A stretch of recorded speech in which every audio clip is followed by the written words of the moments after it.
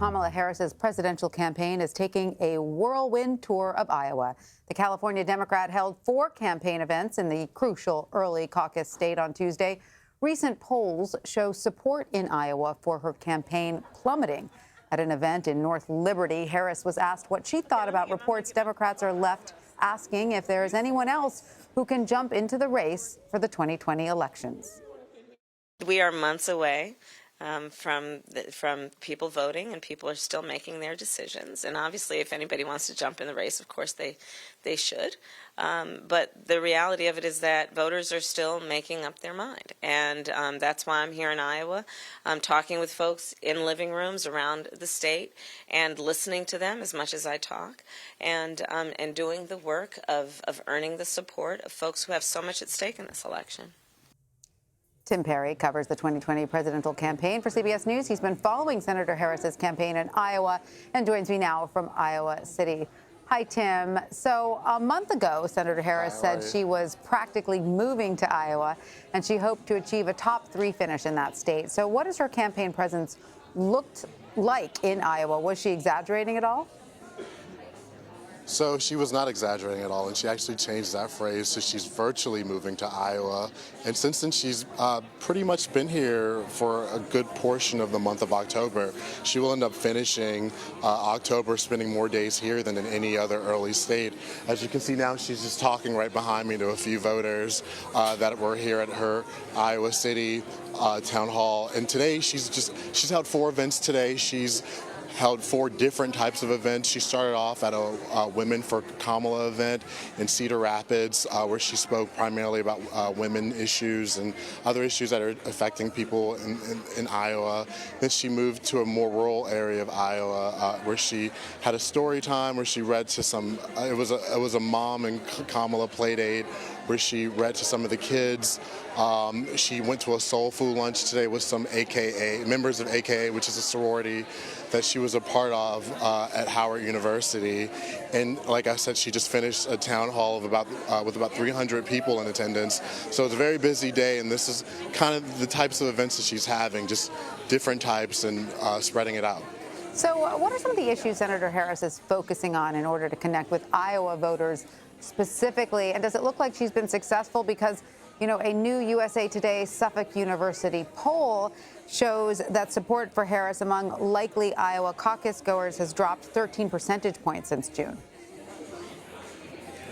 That's correct. She's right now at a 3-way tie at 3% with Tom Steyer, Congresswoman Tulsi Gabbard, and fellow Senator Amy Klobuchar. And so, yeah, she's seen a bit of a downfall. She hadn't been here before this month. She took some time off from the campaign trail after the Iowa State Fair, particularly coming here.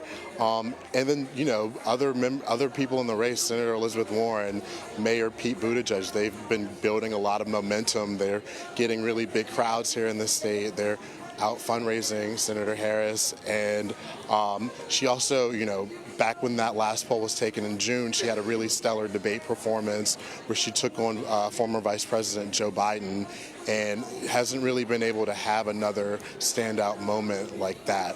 But while she's been here, she's been focusing on rural issues.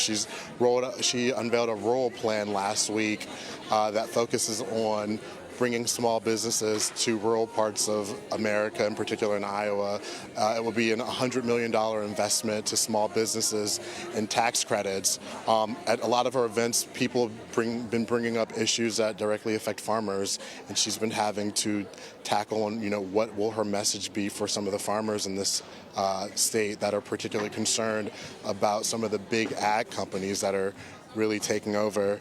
And she's also talking about women issues. Last week on the debate stage, she challenged the moderators and said, you know, there hasn't really been a talk about women's health on the debate stage, and so she's been bringing that up. This is Breast Cancer Awareness Month, and she's been making sure to talk about that. Her mother was a breast cancer researcher, and so this is a topic that's very personal for her.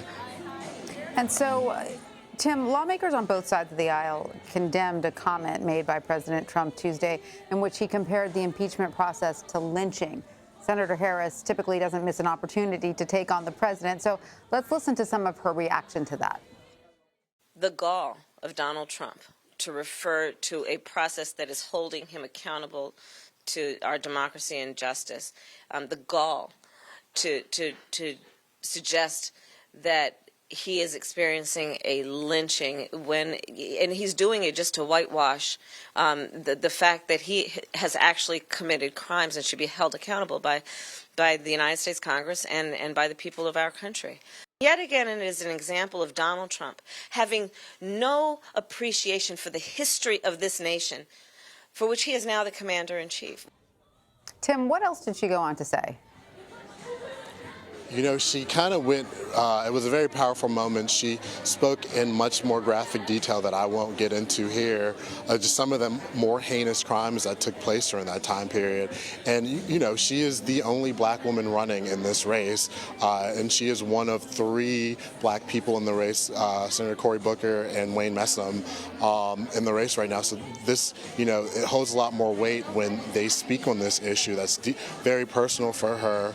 And she gave President Donald Trump a history lesson and told him, you know, why this would offend so many black Americans for using such a charged word like lynching. Tim Perry, traveling with Senator Harris in Iowa. We thank you so much. Thank you so much for having me.